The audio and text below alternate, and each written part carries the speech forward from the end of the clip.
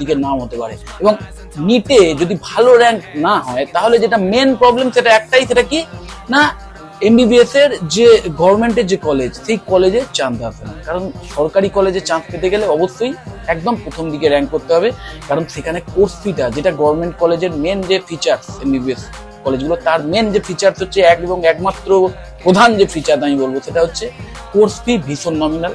এবং অবশ্যই আরো কিছু এক্সট্রা বেনিফিট আছে, তার মধ্যে অবশ্যই একটা হচ্ছে প্রচুর পেশেন্টের সঙ্গে মানে ইন্টারাকশন বা তাদের মানে ট্রিটমেন্ট করার যে এক্সপোজার বা এক্সপিরিয়েন্স সেটাকে আদায় করা যায়।